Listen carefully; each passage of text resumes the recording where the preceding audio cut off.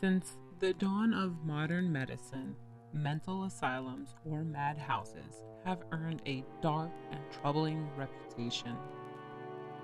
What was thought as good intentions, these institutions soon went down their own rabbit hole of inhumane experimentations, torture, misconduct, horror.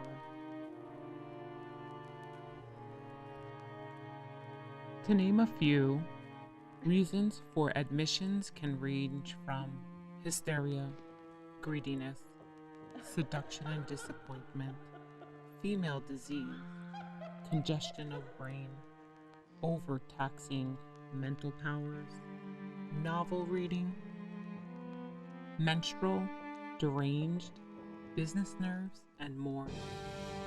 All that was needed were two signatures. Can be a husband and best friend, a friend and a doctor, or neighbor and a doctor.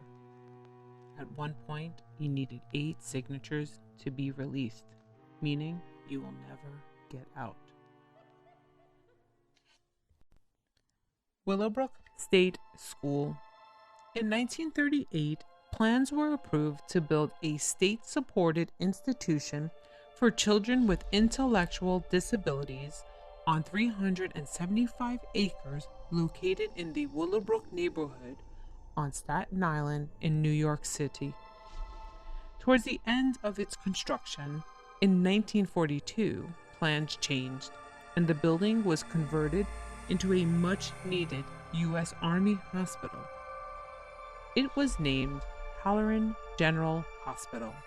The hospital was the largest Army hospital in the world.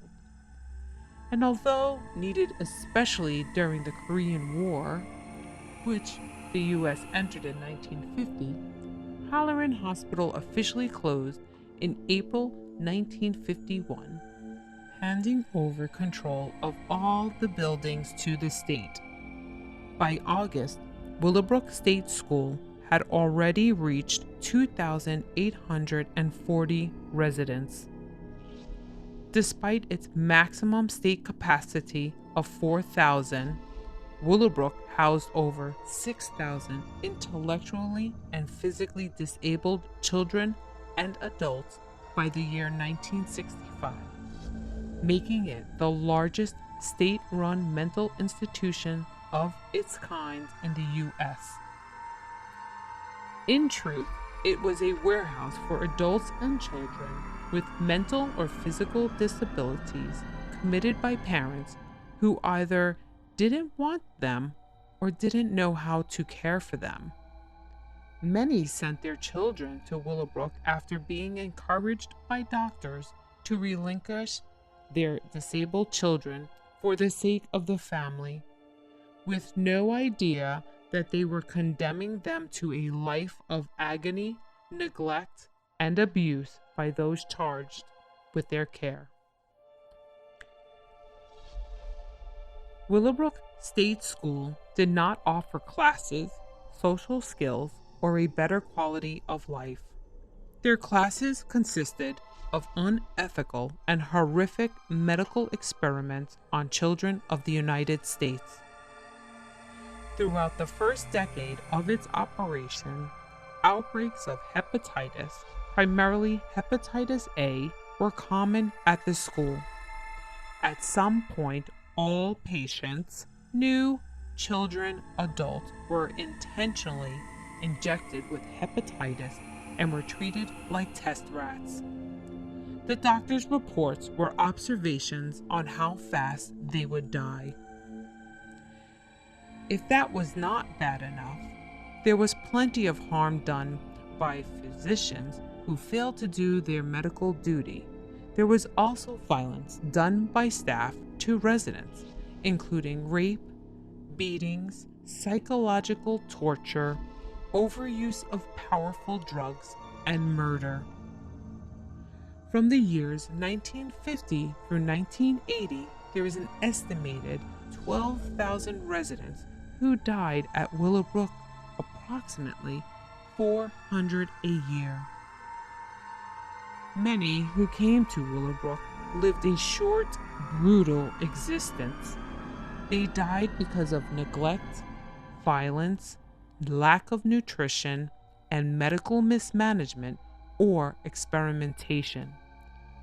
Some simply disappeared or even committed suicide.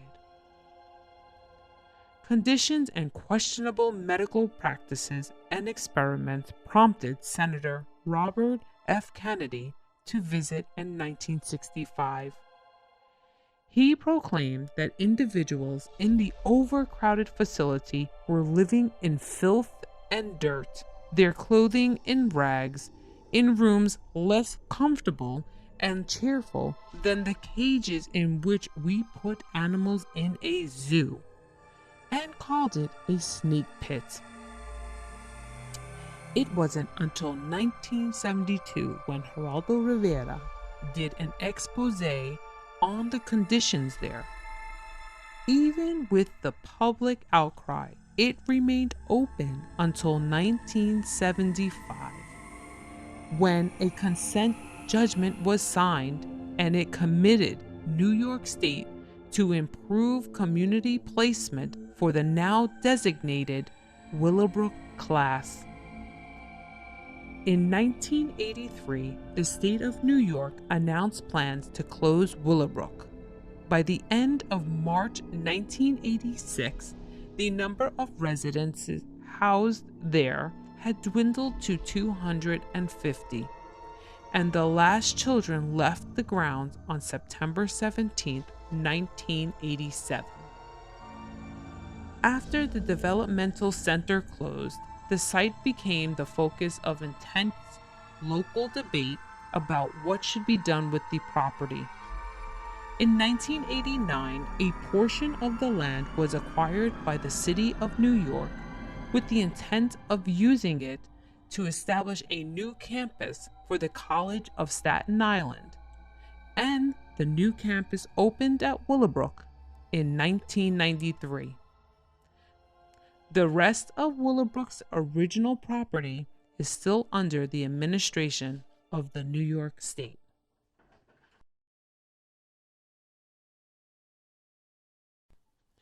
Beechworth Lunatic Asylum, once known as the Mayday Hills Lunatic Asylum.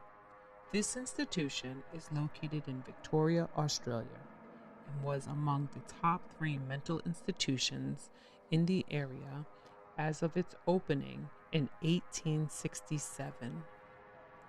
It was surrounded by over 261 acres of farmland.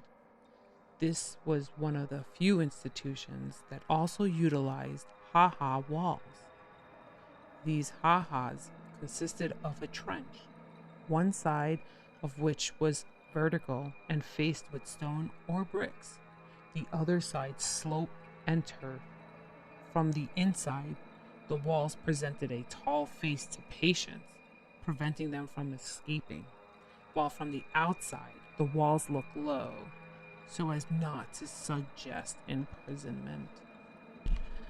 Some were violent, others were alcoholics, and many had little reason to be admitted at all. Patients in Victoria's hellish psychiatric institutions of the 1800s were submitted to grueling treatment, including restraint bags, strapped chairs, and soul-destroying isolation cages. Beechwood disguised it was a place of rehabilitation, with many patients put to work as farmers and landscapers for the surrounding area, as well as providing materials for pursuing work as shoemakers, blacksmiths, painters, and carpenters. Community members regularly pitched in for recreational activities and the comforts of patients throughout the decades. It took just 2 signatures for somebody to be taken into this so-called rehab. If a man wanted his wife gone and his friends knew about it, he could get them to say his wife was mad and she'd be taken. At one stage, it also took 2 signatures to be discharged, but that was later increased to 8 signatures, meaning it was a lot harder to get out or you probably will not get them. Handwritten case files were actually made public of Victoria's hellish psychiatric hospital from the 19th century. We are able to hear patient stories through old records. 2 of the handwritten case files from the Public Records Office. These individuals never made it out alive. Will Robinson, 54, intake May 20, 1892. My official name is Will Robinson. My correct name is Charles Hutton. I was born in 1833. I'm 54 years of age. I don't know this place. I came from several places. I cannot tell where I came from last. I left Beechworth in 1854, 1855. This year is 1887. I was never in an asylum in my life. I'm not married. I have relations. I can hardly tell you where they are. I cannot tell you where one is. I see well.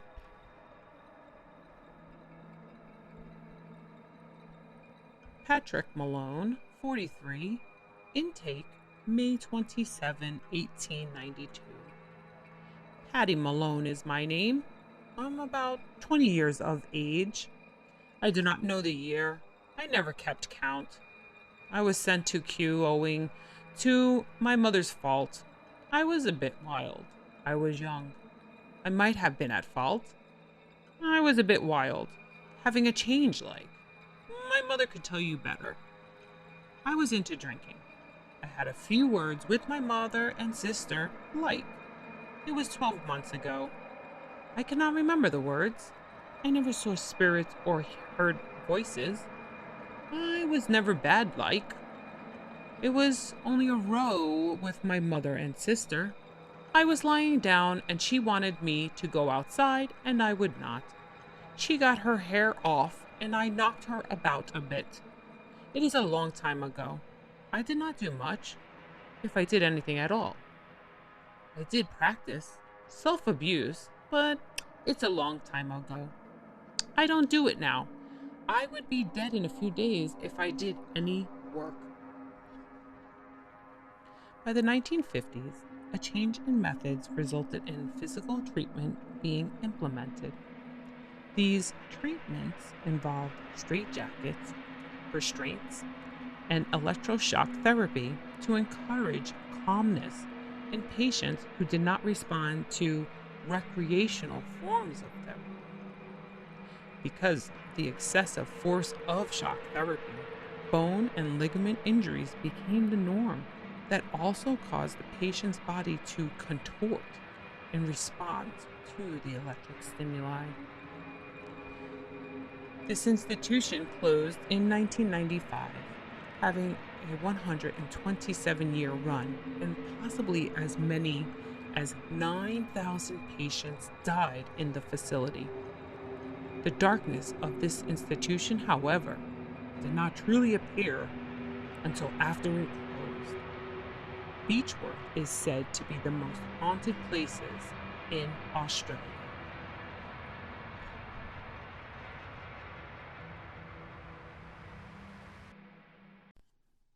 Bethlem Royal Hospital, history's most notorious mental hospital in London. Founded in 1247 as the Priory of the New Order of Our Lady of Bethlehem in the city of London during the reign of Henry III. Later in 1377 becoming a hospital for the insane.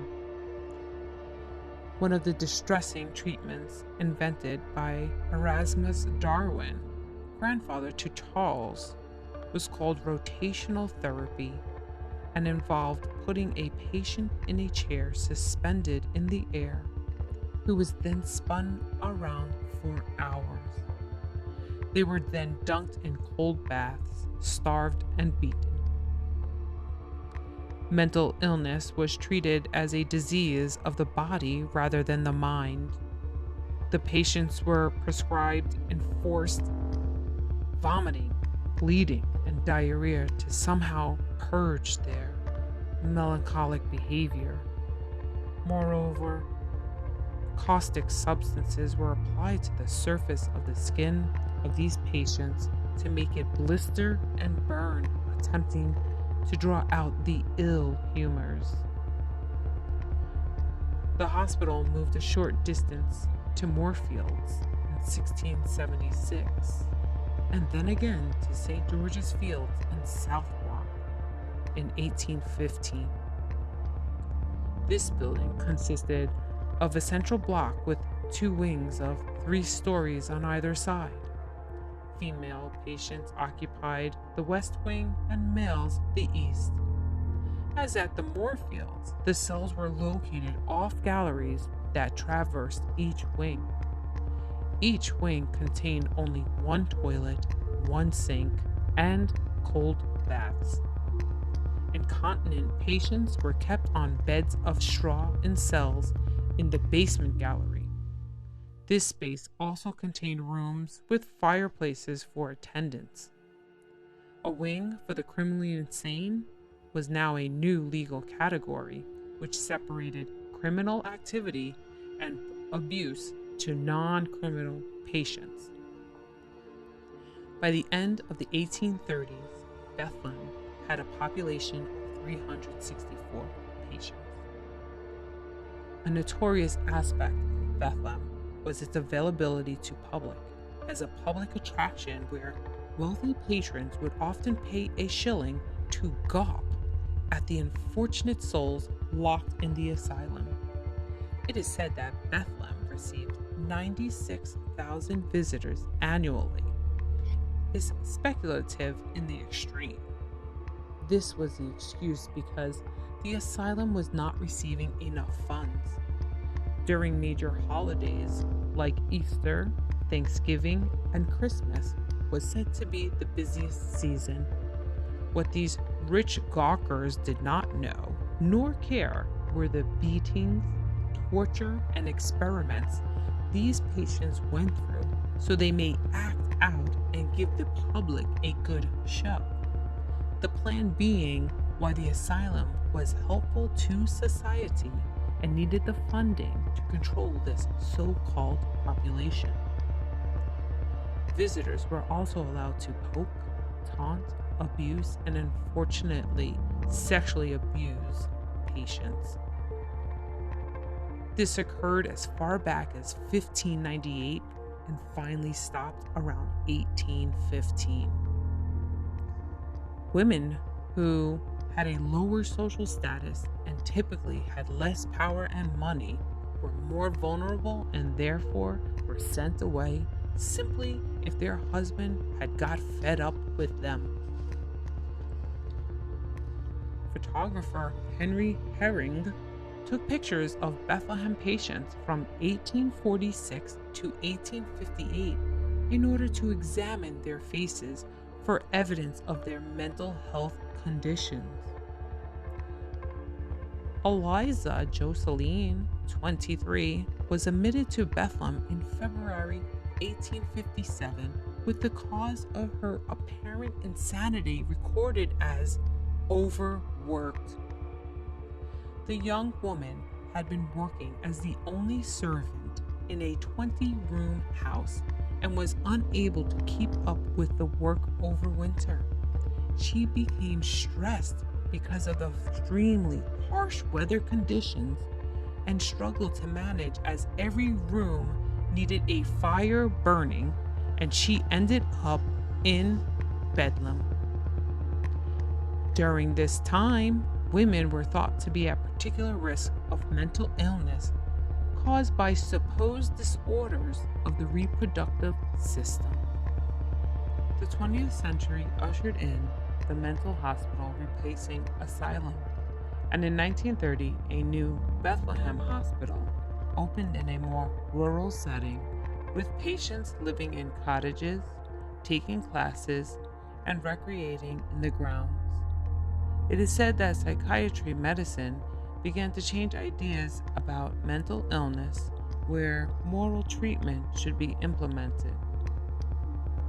This hospital is still open and has had recent developments as late as 2014. In 1997, it was the 750th anniversary of Bethlem, and it was suggested by the hospital administration that such an occasion should be celebrated. As you can imagine, this drew immense criticism, especially from survivors of abusive mental institutions. It was historian Roy Porter who denounced Bethlem as nothing to celebrate, saying that it was a symbol for man's inhumanity to man, for callousness and cruelty. We couldn't have said it better ourselves.